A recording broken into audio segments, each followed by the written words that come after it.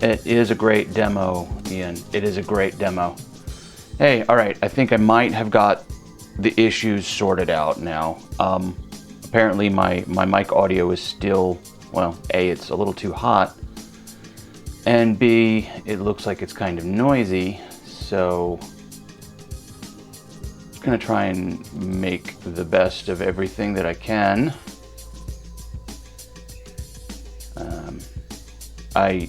Something was wrong with my mic audio, so I changed some settings, and then when I trying to get it to recognize the device, I told it to, I switched the mic device to disabled in OBS, and it nuked the channel and wiped out all my filters.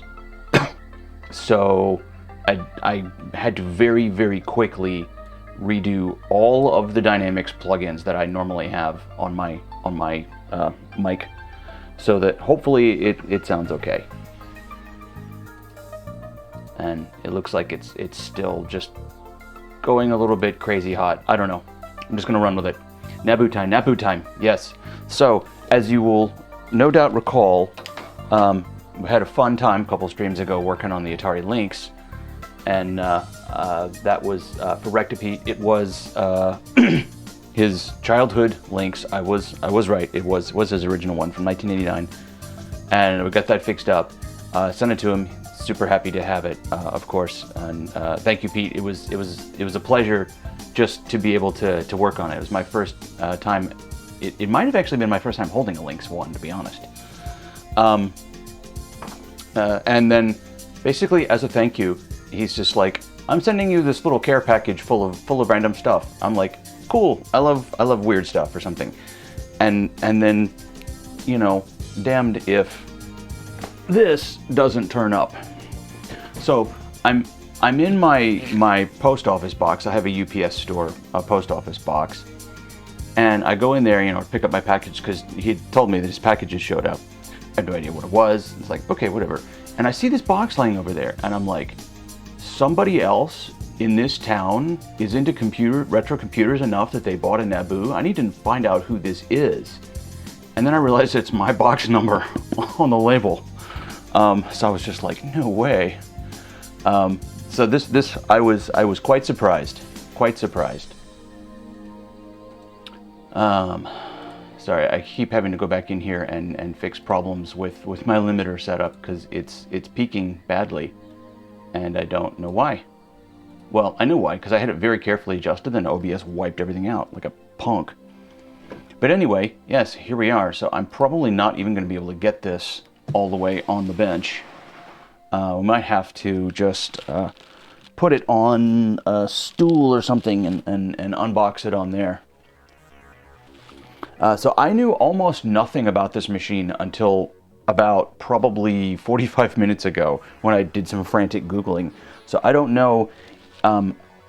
Apparently there's some stuff that I need, and I don't know that I have that stuff. So I really don't know what state we're going to be able to wind up in with this thing tonight, but I'm going to open it up and check it out, see what it's like. You have that stuff? Of course you do, Arcade Shopper. How you doing? Yeah, so hello to everyone in chat. Amiga Gamer, Retrofox, Ian Pulpo, Amiga Gamer, Arcade Shopper. So this machine, sorry, for those, I'm talking like this. I've seen, this thing seems to be all the rage amongst retro computer fans. This was a home computer that was made by the NABU Corporation, and it was hooked up to cable lines. Apparently in somewhere in Canada is about the only place that it got some takeoff. And it got software over the cable system.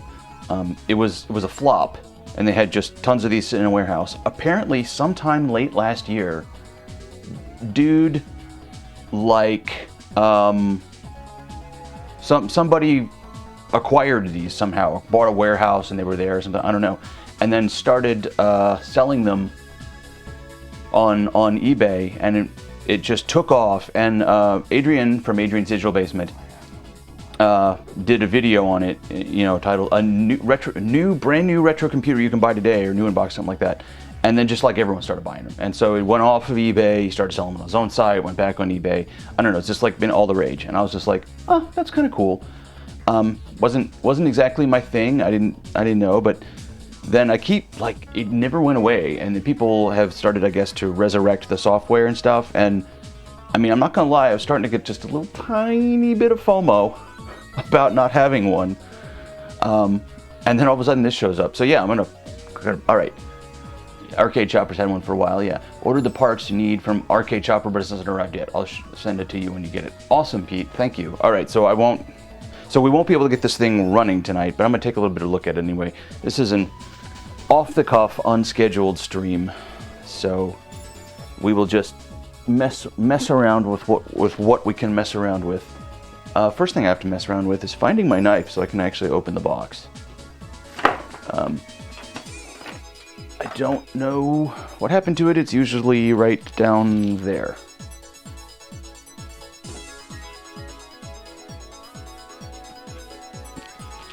So if anyone has seen my knife, just, let me know.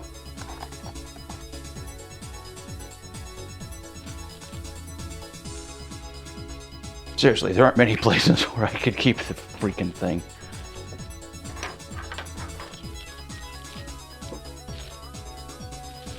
This is what happens. But if you have an RS422, yeah.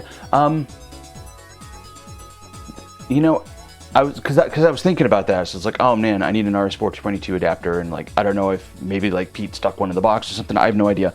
But at one point, I recovered a bunch of serial stuff. Here it is. It's in my toolbox. It shouldn't be in my tool bag. At some point, I recovered a bunch of stuff from an AV rack, a Pro AV rack that I redid. And it was all serial daisy-chained among all the Pro AV equipment. And it was either, it was 422 or 485, I can't remember. So I have no idea what I did with that. I don't know if I kept it or if I tossed it. It's not inconceivable that I have a differential serial adapter lying around.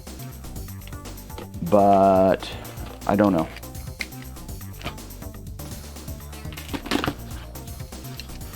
So, well, here it is. All right, I'm gonna just pull that cleverly out of camera range. Let's see, okay. That is a note. All right, I will check out your note. Off screen. Thanks, Pete. So we've got, if I can get this camera any higher, kinda, sorta, not really, I think is the answer.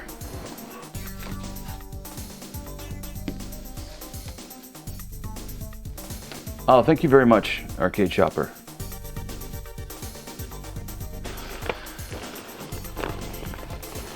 All right, goodies. Let's look at some, ooh, these look like fun goodies. We're gonna check out some goodies first. So you know what? This thing is just entirely too large for the bench. So I'm gonna set it down here on a stool, and I will try and move the camera to where we can see stuff in a minute. But first, we're gonna check out Atari goodies, because Atari goodies, yay.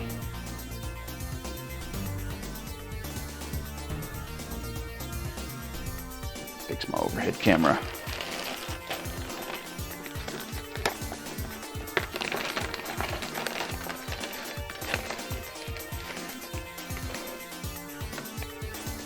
All right, I like that sticker red on top. Hey, Proton, how you doing? How you doing tonight? Welcome to the stream. We're checking out some goodies that Pete included with this. All right, power without the price. I love that. That's my favorite. That's my favorite Atari slogan. Even better than Have you played Atari today? All right, we got a great big Donkey Kong. This looks like a window vinyl. That's pretty cool. Ooh, I like that. A little Moss, Moss semiconductors, Moss systems. More Donkey Kong. This is Donkey Kong Mario. I'm sure that's what that is. Let me see if I can figure out what's going on. Oh, that's Can ignore those. Safely ignore those. Yay. Game over. Okay, this must be from something. Wings of Death, game over. The Atari ST and the creative people. Ooh, this must be old. This must be old. 1990 by Gunter Schmitz. Of course, my camera's not in any way, shape, or form going to focus on that. This is very cool.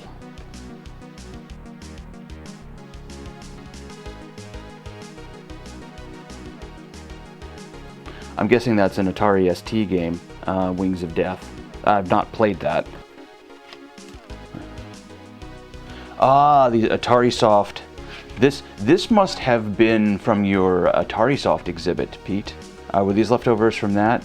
This is great. This was original ads from Atari Soft, and they're just sort of making fun of, like poking fun at everyone else knockoff games. And Caverns of Mars was a huge game for Atari, if you know that. It was responsible for moving a ton of 8-bit PCs. And this poor sucker who apparently doesn't have an Atari. And yeah, so his game is Manholes of Venus. I love that. Supposed to be from the VCF 2020, but COVID. Oh, bummer. That's right. I remember you have the Atari. Way too many of these postcards. Oh, it is a postcard. So this must be, yeah, right. So this is something you made up. This is not old. It doesn't look old. This is definitely vintage right here. I love that. I love these two. Your old man bought the wrong computer. Slam, and all his friends leave. This is great.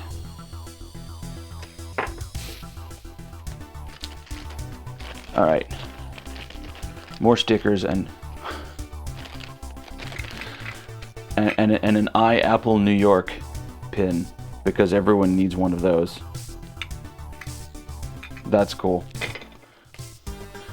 Atari 800 XL computers. I have one of these, and I love having another one. That's great. Macworld 2000. Cool. This one, I've not seen that one. I love that one. The Atari era. What is that? I've not seen that before. That's cool. Up, the Jaguar. Get bit, everybody. Do the math. Atari ST 68000 inside. Oh, that's cool. I've never seen that either. And the ubiquitous Have You Played Atari Today? So, a very, very cool collection of stickers. Thank you, Pete. I'm gonna keep that out of there so they don't mess up the stickers. Put that back in there. And then, oh god, there's more stuff. Ooh. Original. Oh my god. It is, oh, this is so cool, Pete. This is one of Paul Rickard's Atari plotted floppy disks. In an original Atari sleeve. Oh, that's brilliant. Yes, I remember looking at these.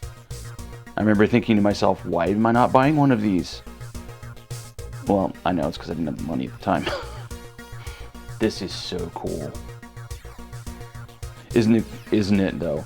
Welcome, Scintillant Shadow. How you doing? Yeah, so plotted with a silver pen on one of his plotters. You added the original sleeve, of course you did. I love these. I had quite a few of these for my Atari as a kid, a few Atari diskettes. Unfortunately, I think they're all unreadable now because they were terrible diskettes. But I love the look of them. So thank you. What?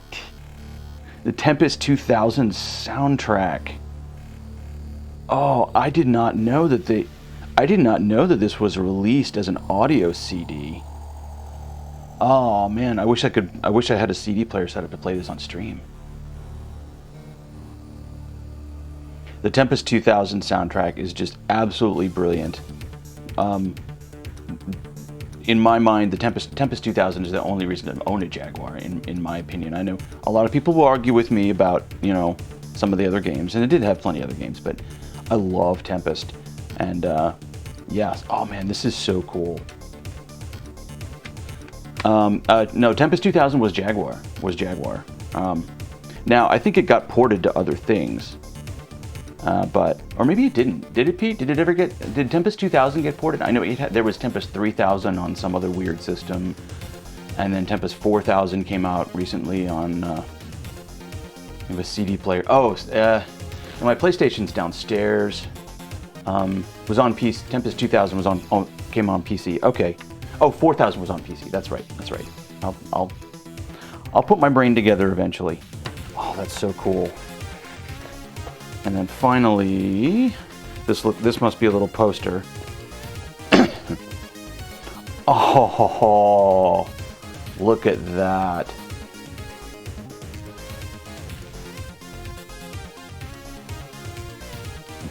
I'm amazed that this exists from Microsite. Okay, from the Union demo. So this was Atari ST demo group. What is that? That is not important, whatever it is. So the Union, and then this is the Lost Boys, two Atari ST demo groups from fairly early in the Atari ST demo scene, I think. Wow, that's cool.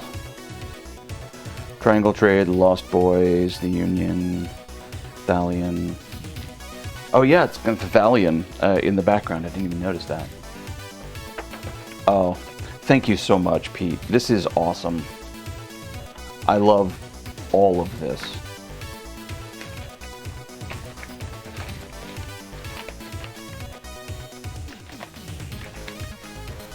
Poster came with the ST book you bought a few years ago. Oh, cool. I don't have enough computer books.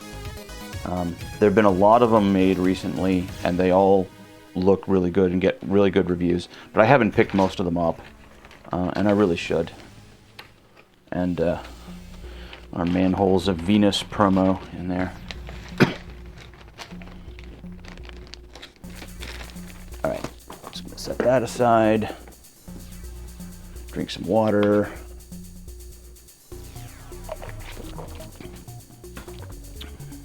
Oh, absolutely. I'm very happy to have been able to fix that up for you, Pete.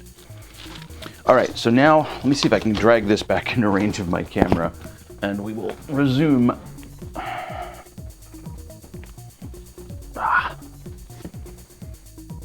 Everything's going to be a little bit squirrely here, but maybe, just maybe, we'll be able to make it work. All right, and here is the Naboo. Well, there's something else under the keyboard, but I'll have to get to that in a minute. So yeah, the keyboard. This is a hefty, chonky thing too. Wow. A CBM keyboard. Interesting.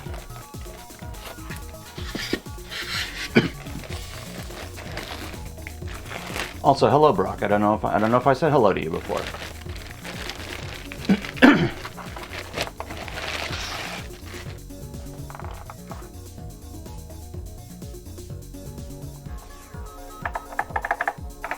Oh, sounds really good. Some keyboard ASMR here.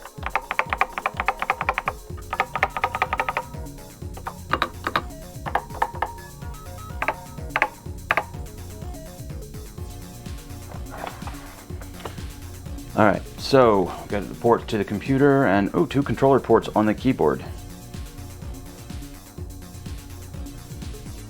Made in Korea, part number blah, serial number blah, model KBD2.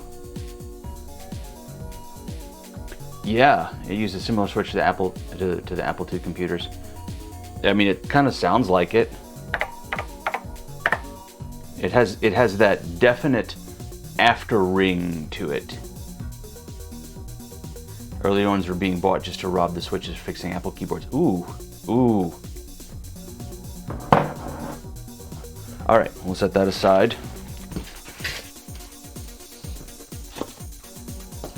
Move the styrofoam. Let's see what we've got in here. All right. So this is the keyboard cable. So as I understand, the point of this thing was the big box lives up, the computer box lives up by your TV connected to your cable line, and you brought the keyboard, out to your couch to use it. Hence why the controllers were on the keyboard. Controller ports are on the keyboard. So that is a big long keyboard cable. Little DINs there. Looks like a 6-pin DIN. And there's also a F-type cable TV cable in there as well.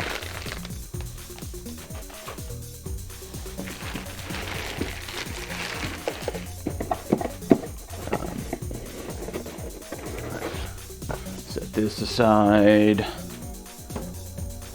I've never even seen anyone's unboxing videos of this, so I have no idea how everything's packed in here. NABU Personal Computer User's Guide.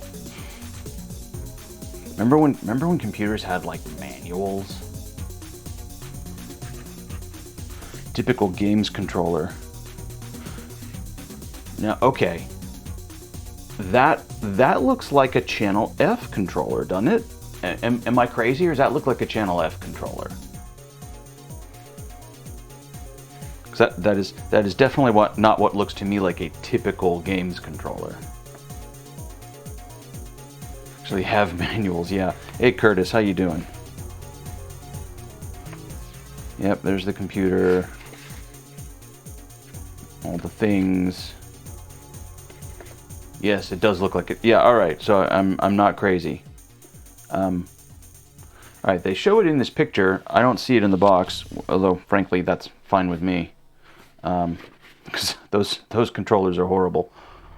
Yeah, typical arrangement. Blah. All right, so we will look at this. We will consult this as required. I'm gonna set it down on the desk. Oh, I realized I missed I missed another bag here. That's because it came open at the bottom, and it is full, absolutely chock full of old floppies. Look at that. Amiga format, the Amiga format collection, Cross-DOS, Myth, Second Samurai, not the first Samurai, or the Seventh Samurai, the Second Samurai. The Chaos Engine, nice. I've never actually played that on Amiga. And Top Banana. Everyone's favorite, Top Banana. Oh, that's very cool. I'm not sure I actually have a functioning Amiga floppy drive, though. Yeah, I don't actually think I do. But that's okay. I have a ton of tapes for Spectrum and Commodore, and I don't have a tape drives for those either, so these are just examples. And I love having examples of how original software came and cover discs and stuff like that, so thank you so much. Or if the discs even work, perfect. That's even better. Even better. I won't feel bad about letting them be shelf queens.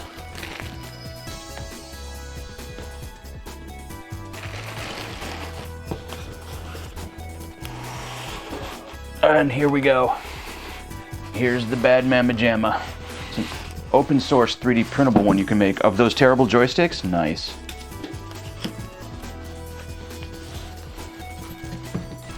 All right. Get the. Hey, Texas Foos, what's going on?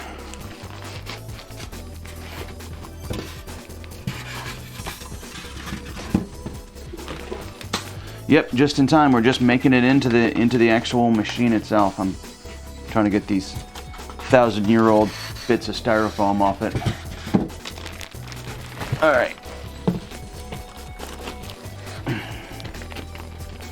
Integrated power cable. Hate those, but oh well.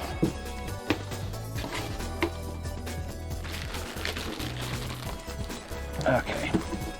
I think I can get this box out of the way.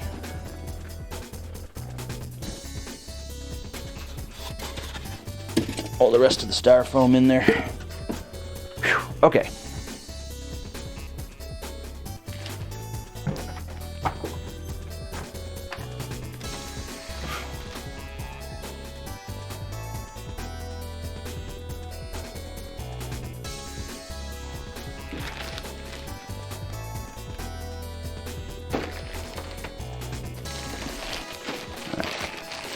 Okay, it's already open on this side.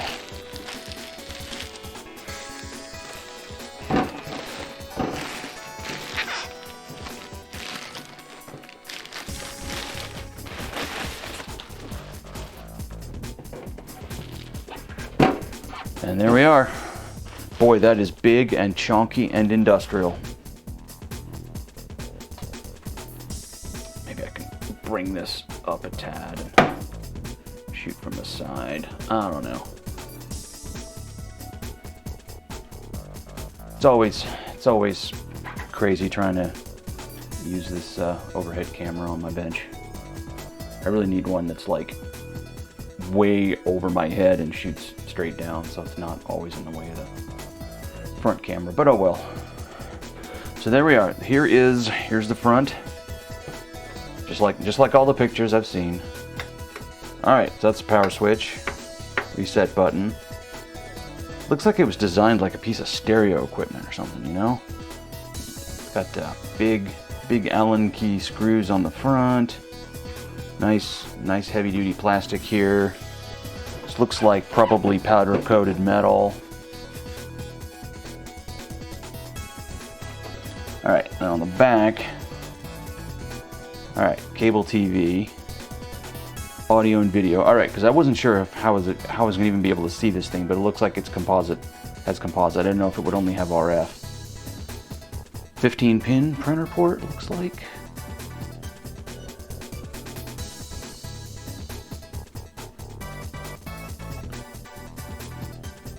Streaming. I have to go get some rest. Yes, definitely get some rest if you need it, Proton. Indeed. I'm sorry if you're not feeling well. All right, an adapter. All right, so this.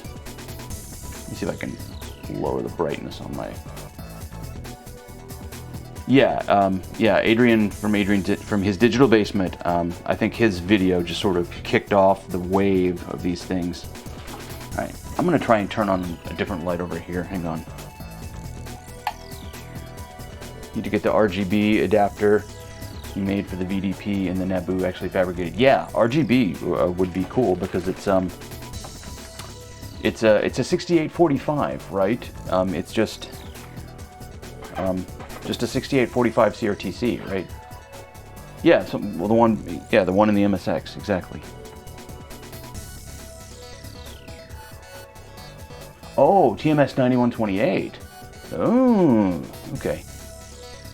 Oh, Taylor and Amy did one about that. I mean, everyone's made a video about the Naboo. I'm like the last person on Earth to get one, practically. 9918A. Okay. Because there's a very the 9918 is composite only. But there's another one, the 9928 or something, that is RGB. I don't know. But anyway, all right. So yeah, 9918A. So it's going to look like a TI. I guess I should just go ahead and get the thing fired up. 28 CMYK. Okay. I only know about that chip because I ran into it in a Baby Pac-Man cabinet. It's on the Bally Vidiot board that's used in the Baby Pac-Man cab. Because we have one of those down at my local arcade. And it's got a rubber band that has ceased to be a rubber band about 20 years ago. Ugh.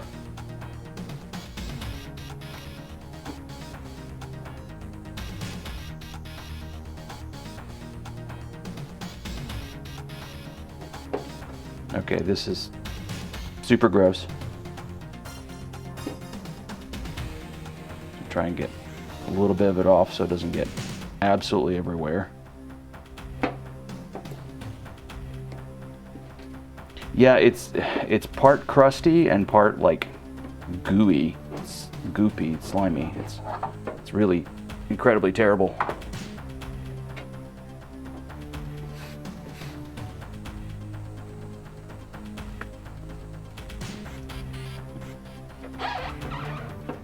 See if I can safely sweep this off into my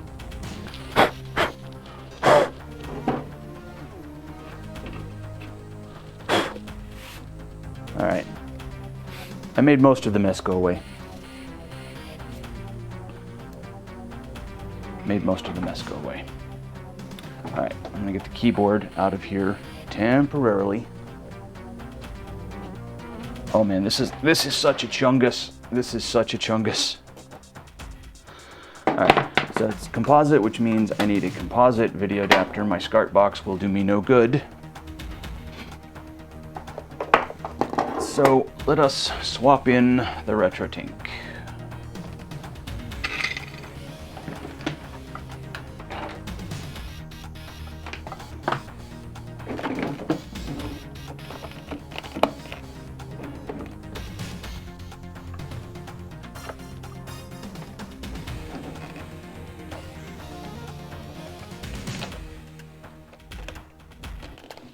Which way does this stupid USB plug go?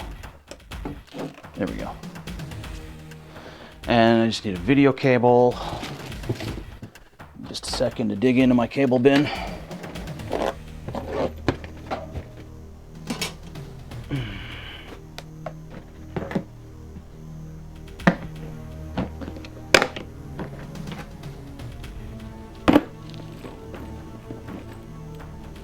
All right, that will do.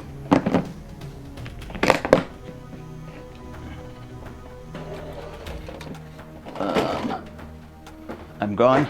Oh, just because I stepped off screen? Yeah.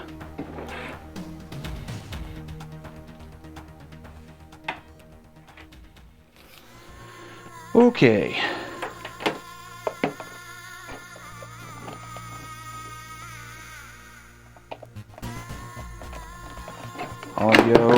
Audio and video, all connected.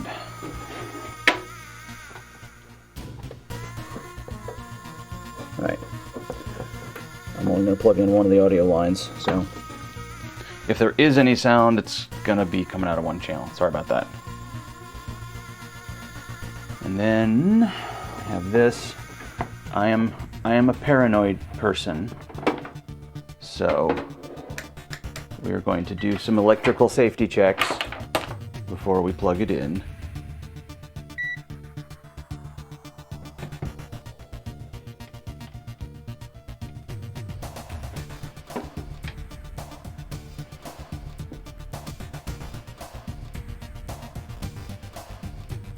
Open. Hey, Retro Hitch, how you doing? This all looks good. Yeah, mega ohms to ground. I can get behind that. Also mega ohms. That's good. Is the ground actually attached to the chassis? You bet it is. Nice solid ground. All right. That is good enough to be able to plug the thing in.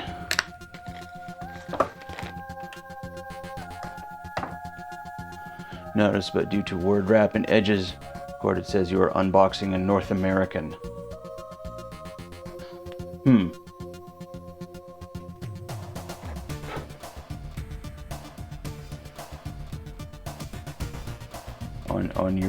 On your Discord, I have no idea. I have no idea what you mean there. I'm sorry. Did I?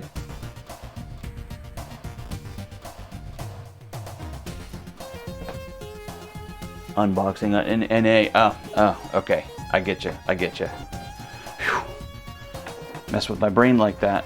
All right, let's. I'm gonna switch this over to. It's okay. It's been a long day and my brain is kind of fried. So should now be able to do something with this. Let's see what happens. Nothing happens. Nothing happens at all. Oh, probably help if I switched my power strip on. No, that was just me, Pulpo. That was just me.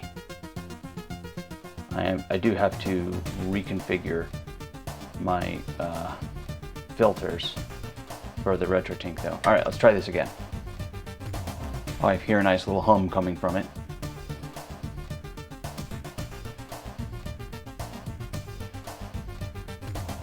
Well, it's alive. Something. pause light is on. That's it though. And this may be all it does without anything connected to it. Yeah, it's new to me too, Retro Hitch. Keyboard failure. Well, yeah, all right. I haven't hooked it up. Fine.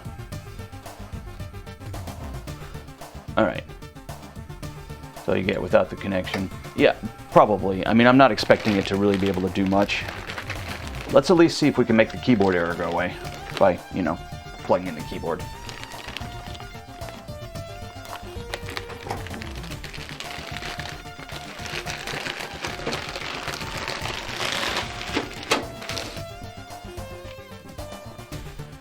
With an 80-mile long keyboard cable.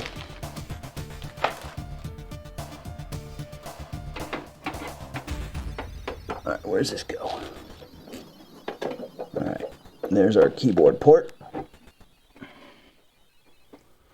Cusp of a new rabbit hole. Yeah, that's what I needed, a new rabbit hole. Because, you know, my old rabbit holes haven't done me in yet. By the way, this is the current state of the Apple IIgs.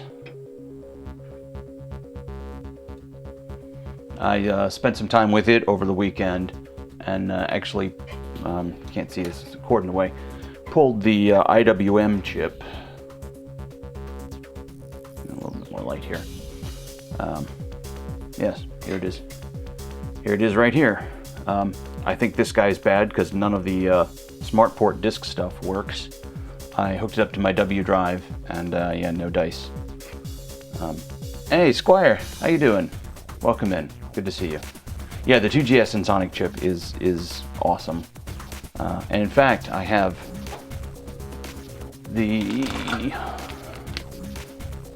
light sound stereo board to go in this and split out the audio into multi-channel. So that'll be fun to play with.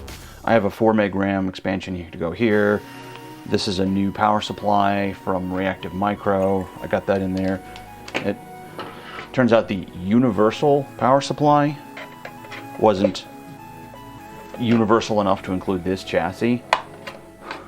So this is a 3D printed adapter that I designed real quick to be able to hold the reactive power supply.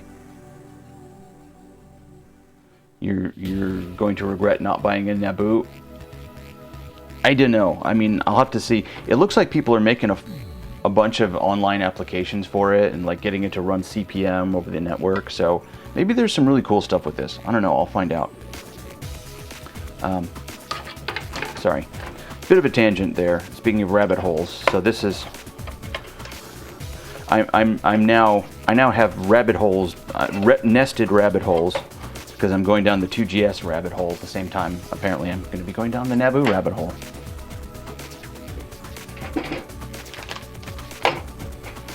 But someone on the Amigos Discord sold me an IWM chip to replace this. So that should be coming, hopefully, maybe in time for me to work on it this weekend and mess with it on stream next week. Who knows? All right, keyboard.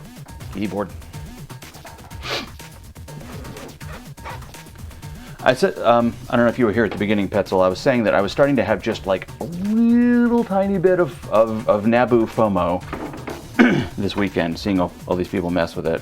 But then I was just like, you know, I don't need any more machines. I've actually, I have made a deal with my wife that I'm actually not going to be buying any more machines this year. I have one more showing up, but I didn't buy it this year. I bought it 2 freaking years ago. And that's the ZX Spectrum Next. Other than that, I'm not going to be buying any more machines this year. Take a break, use the ones I've got. Or, you know, wait for people to send them to me. Alright, let's see what happens now. Switch back to our... Wife set her limit, yeah. I'm at my limit. I'm not going to lie. This is... It's gotten a little bit crazy, like even for me. And I have so many machines, I need to just use them. Cursor keys are driving your OCD crazy. They are bizarre, aren't they? I hadn't even noticed. Like the ones on the model on the Tandy 100 are weird because they're all in a row. It's like left, up, down, right, or something. But yeah, these are very strange. Too much stuff. You don't use half of it. Yeah, I mean, I'm with you there, Hitch. All right, so we got rid of the keyboard failure. Now we're on to adapter failure, which is true because there's no adapter. Apparently, that's the thing that you plugged into your cable box, which I don't understand because like the cable connection is at the back here, but this adapter you had to plug into your cable network too. I don't know. Like I said, I knew nothing about this box until like half an hour or 2 hours ago at this point. Hey, thank you so much for the 200 bits, Texas Foosballer, and the good luck wishes. Thank you. The adapter failure is a standard failure. Yep, that's exactly what I figured because it's not there. Cable is RF out. There's another set-top box it plugs into. Yeah, and I just thought it was so weird that it's got cable. It's clearly got cable in-out ports right there on the back. Order them with both pieces, but the other is useless. Sorry, a little confused there, Retrofox. Like, anyway, I'm just like wondering why isn't it not all built into this box? There must be a reason, but I don't know. Don't know what it is, because this would be a seriously chunky machine, even back then. 5200 memories, yeah, with the weird cable television, the single cable you brought back to your TV, wasn't it? The 5200. What was I thinking? Just saying something. I don't know. 1982 this was, right? I assume they may upgrade the set-top box or the CPU box over time, not have to replace both. Could be. I don't know. I mean, it was not a success, so clearly they hadn't really figured this out yet. Buy the adapter, but it doesn't do anything these days, if you recall correctly. Probably not. I mean, the hardware was huge enough to need two boxes. All right. Well, this is all I'm going to do with it right here. So let's take a look at the hardware. Let's yank this sucker open. Let's see what's inside it. We are now at that stage. Spend a little bit more time. What time is it? Oh, it's only 7:45. That's fine. Yeah, I think there is. So there's an application that I actually downloaded and set up, and that's when I realized, oh, I don't have any way of connecting to it. The Naboo network, and it looks like it is designed to interact with other like modern online services that have been re-implemented for the thing. PC can be expanded with cards, give it serial and disk drives, and boot CPM. Well, that's kind of cool. It looks like this modern PC application is designed to basically host all the devices you would need for this thing. Hey, Retro Gaming Denmark, how's it going? We're just about to rip into this thing. Take a look at the hardware. 5 different modern connection tools for Windows. Connect to USB or 422. Can connect to the Naboo. That sounds cool. Yeah, I guess just because of the sheer hardware availability is why this thing is crazy taking off. But man, it's crazy taking off. It's like I feel like it went from nothing to fairly mature online community in almost no time. Sorry, I'm just grabbing a bigger screwdriver. Split the adapter box out because they could. Cost didn't seem to be much of a deterrent. I guess not. So I'm guessing because it plugged into your cable network that this was a monthly recurring fee thing. So they probably just saw it as make the hardware cost whatever it needs to because it's going to be a recurring revenue source.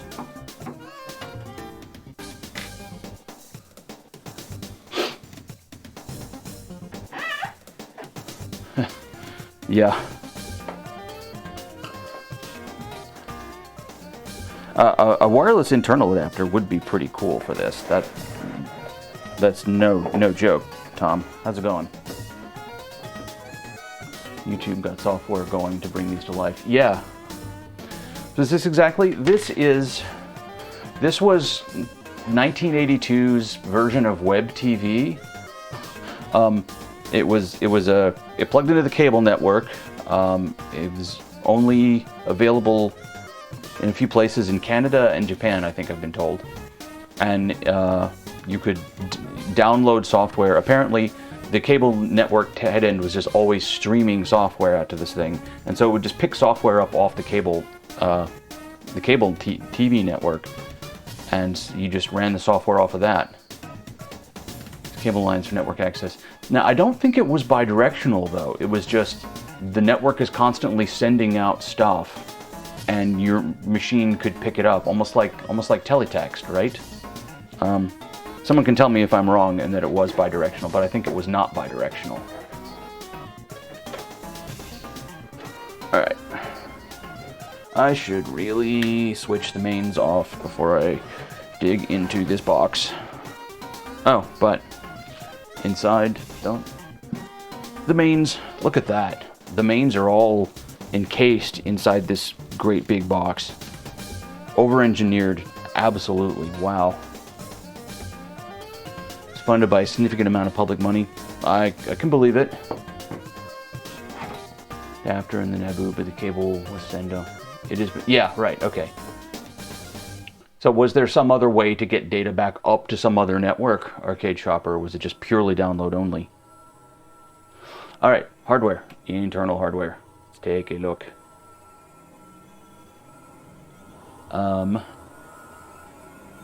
This might make it actually a little easier on my camera if I turn that off. So we've got an AY3 8910. It's the first thing my eyes go to. Is like, whew, look at that AI, look at that AY chip. It's kind of better with a little bit of light here. All right, yeah. So here's our TMS 9918. 8251. That would be keyboard controller or UART. I cannot remember. Alright, this is alright. That's the printer port right there.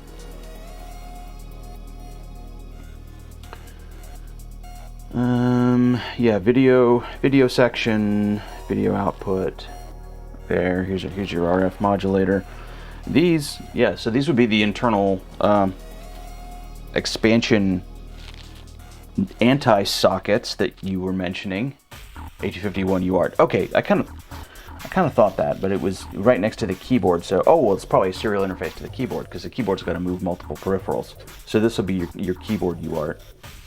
That makes sense. This is the adapter connection. So bidirectional cable. Yeah. Synchronous for the. Oh, so this is for the 422. Okay. Because I have yet to take a look at what this guy is. It's a WDC TR 1863P. I have no idea what the hell this chip is. Naboo system itself was bidirectional. Most cable networks of the era did not support this feature. That's the RS422 controller. Oh, so this is the whole differential encoder? Wow, that's kind of a beastly chip.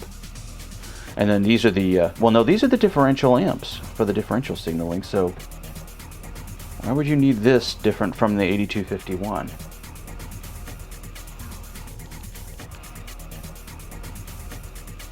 Unless this is, 422 was a daisy chainable bus, right? So maybe this is part of that.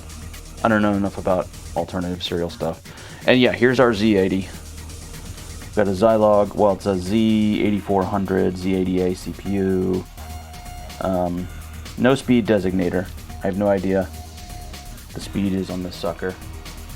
Project to stick a board under it and do wireless. Nice.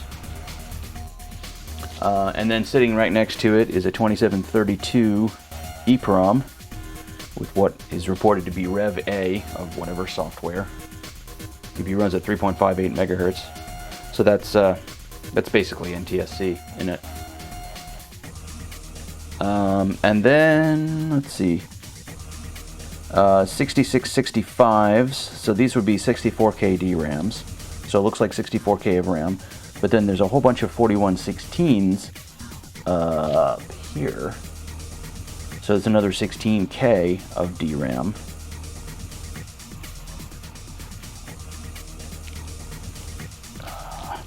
Sorry, I can't actually make out what these chips are. I need my VDP RAM. That makes sense. TI chip for sound. The sound is an AY or video. Hey, Lady Ileros, how are you doing? We are peering inside of this brand new old stock Naboo PC, trying to figure out what all the fuss is all about. Yeah, 6665, 4864. Yeah. All right. So people tell me that we've got VRAM here and application RAM here. That makes sense. Monday again. Yeah. This was an off-the-cuff thing because the awesome Rectipete sent me a Naboo PC, and so I was just like, if I'm gonna open this thing up, I'm gonna start up OBS, make a thing of it. I may actually stream tomorrow as well, doing actual things. Yeah, just a ton of glue logic on this thing, very little integration, which I guess makes sense for 1982. Something you were expecting to. I'm guessing that they just weren't too worried about the upfront hardware costs because, again, this was supposed to be a recurring revenue online service thing. So that's my only guess as to why they would over-engineer this thing so well. Tested with the F18A VDP replacement and it works. No surprise there.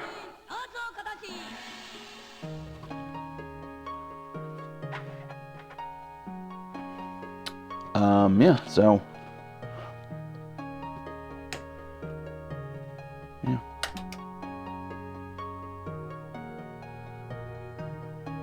Good old Naboo. So, all right, that's pretty cool. That's pretty cool. All right, so I'm gonna punch the reset button. Yep. All right, so it just reboots off of the ROM.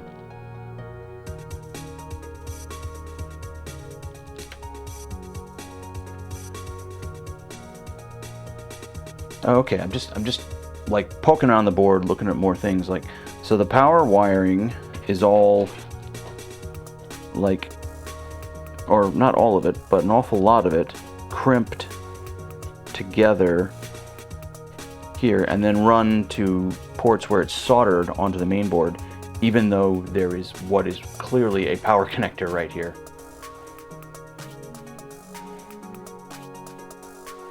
Yeah, they are a little sketch, aren't they, Ian?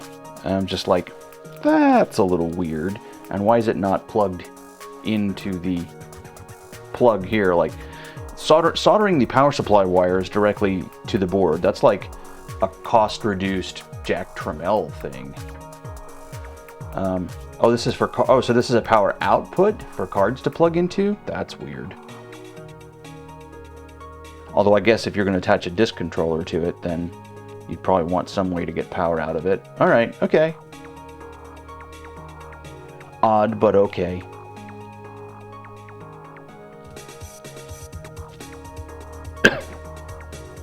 There had to be a Z80 9918, 9919 reference that somebody published and everybody cribbed. I mean, probably. It seems like there's so many 9918 designs out there. I mean, I guess it was a solid chip for the day, and it made graphics. See, look, oh, it's showing something else on the screen. Keyboard failure and adapter failure. Oh, right, because I have neither plugged in. That makes sense. Yeah. Well, cool. So yes, I have another rabbit hole I can dive down into. Fun. All right, now the alert light is on because there's an alert because things aren't working right.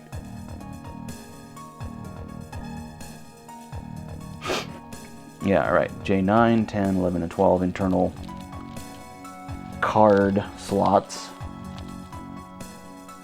Some big, beefy decoupling caps. next to all this RAM. Oh, look at that. It's like, I guess in 1982 this was like the transition from ceramic disc capacitors to surface mount.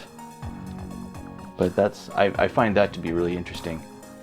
Z80AY case big enough to fit 10 Toastrax Becky's in. Yeah, exactly.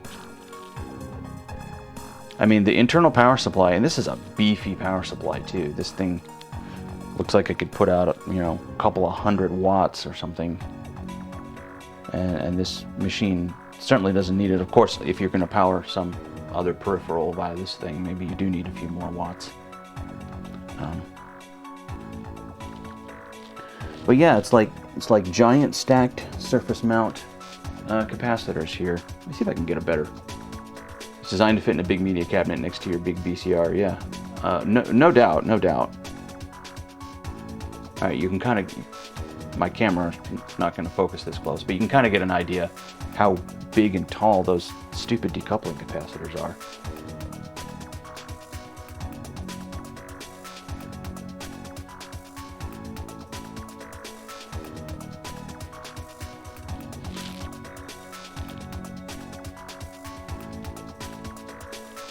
And like it, okay, also there are 4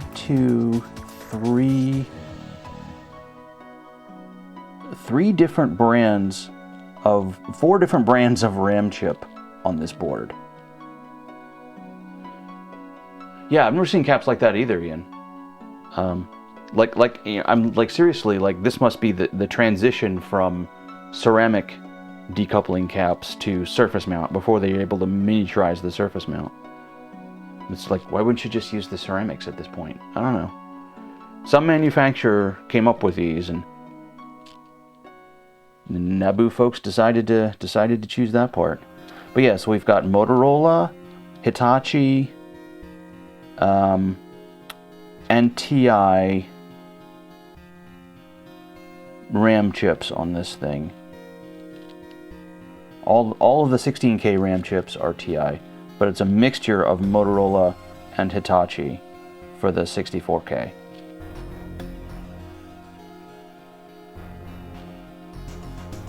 It's the first time I've never seen a mixed bank like this. Like on Apple II, sorry, you all can't even see that. On my Apple IIc, the Apple IIc has two 64K banks, and the main bank was one brand, and the aux bank was another brand. At least on one of the ones that I had, but just mixed inside a bank. I've never seen that.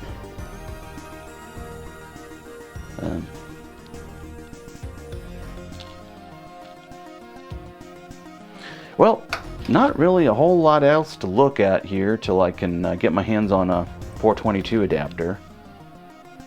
So, yeah, I think unless we just want to hang out listening to more Purple Motion tunes, probably gonna shut it down for the night. But once again, thank you so much, Pete, for this awesome gift. I'm going to very much enjoy digging into this rabbit hole.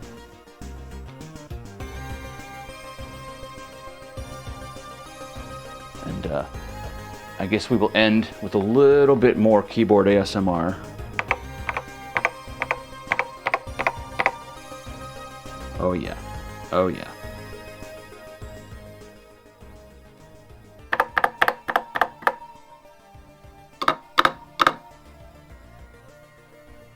I don't know if y'all can hear that ring after I let it go.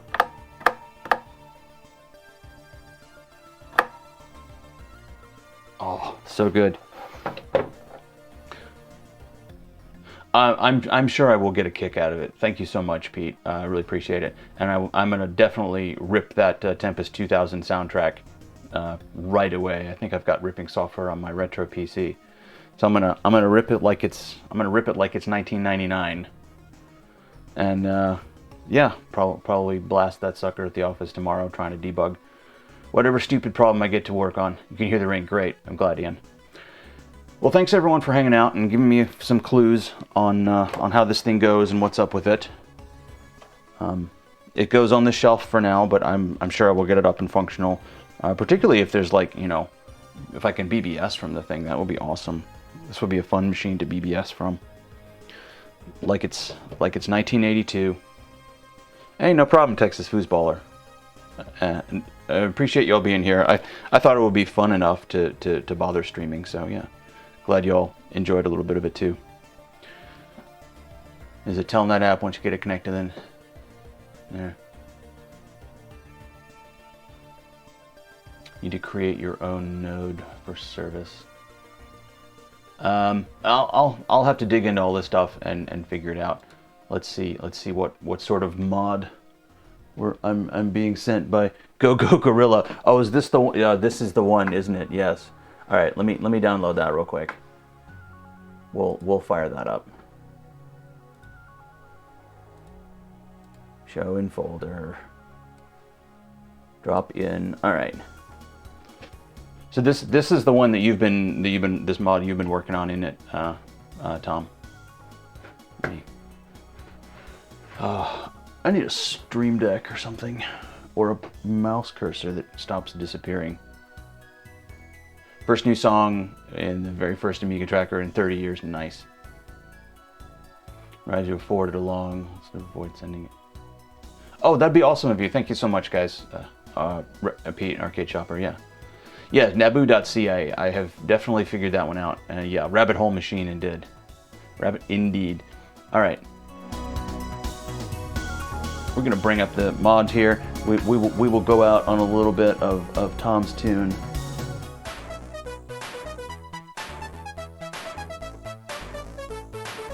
I will ping him. We're on several Discords, so I will make sure he gets that. Thank you so much. Thanks, Arcade Shopper.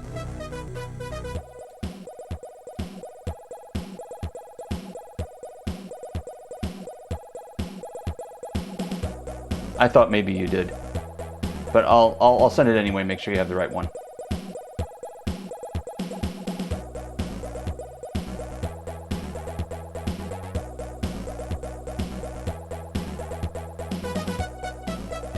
So this is the built-in samples of the Ultimate Soundtracker, right, Tom?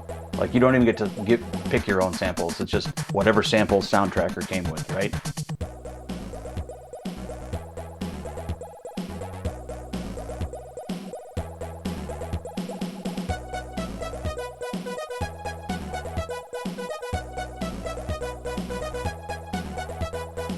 Definitely better than the only mod I've ever made.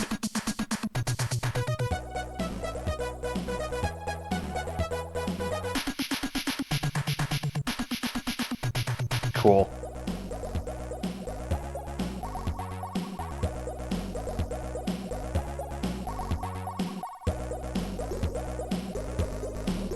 You have to manually enter in the sample metadata, like length and number of samples and crap like that. Wow, that's annoying. Sample size, etc. Wow, okay. Back in the early days of the Amiga. Alright folks, well thanks. I'm gonna shut her down now, and I'll probably be back tomorrow working on like actual projects, see if anything comes in, and otherwise maybe checking out some more ST games. Want to get the ST set up for Boat Fest. Alright, yeah, later's all. Ian, Pete, Arcade Shopper, Tom, everyone else has hung out. I appreciate y'all, and I'll see you around.